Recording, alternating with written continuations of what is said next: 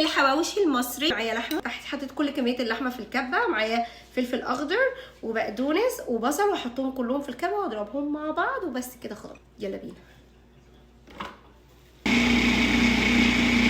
هنوقف ونحاول نحركهم علشان كلهم يختلطوا ببعض. انا حطيت كل التوابل تتفرم مع اللحمه والخضار، ونسيت فعلا اصورها زي المره اللي فاتت بالظبط. انا مش عارفه ليه انا بعمل كده، بس معلش سامحوني.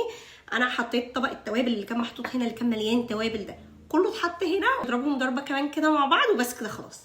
بيتا بريد من عند العربي. العيش ده حلو جدا جدا، وعلى فكره طعمه بيبقى حلو قوي في الحواوشي، في اي نوع عيش انتوا بتحبوه. يعني ممكن اللي هو العيش البلدي لو في مصر طبعا بيبقى حلو قوي، اللي هو برده. زي ما انتم شايفين فتحت العيش كله بالطريقه دي. ده شكل العيش حلو قوي على فكره. انا هبدا احط فيه طبقه لحمه كويسه، كل واحد يعني زي ما هو عايز.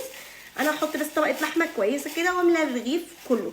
خلي بالكم العيش مش هيكش جوه، يعني ايه ما تقلقوش. ابتدوا بس وزعوا لحمه كويس بطريقه كويسه كده جدا من جوه. شكل الرغيف من جوه حطيت اللحمه في كل حته جوه بس كده خلاص.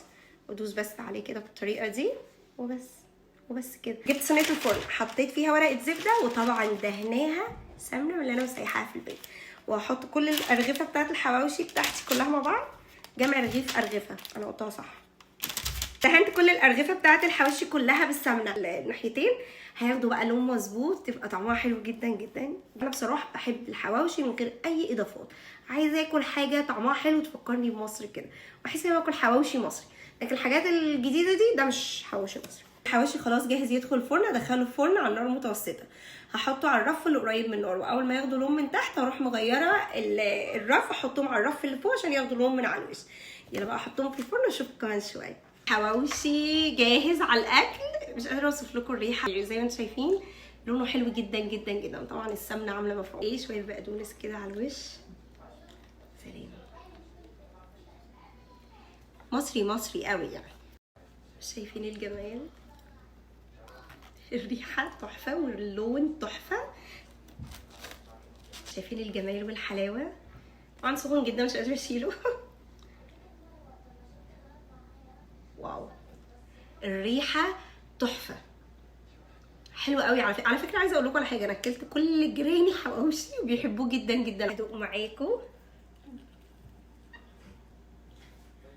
الطحينه. طبعا الطحينه، وانا ما عنديش للاسف مخلل. انا هموت على واحده مخلل دلوقتي بس ما فيش. يلا مش مشكله، هدوق الطحينه الاول. كلمه واحده بس عايزه اقولها دلوقتي: تحيا جمهوريه مصر العربيه.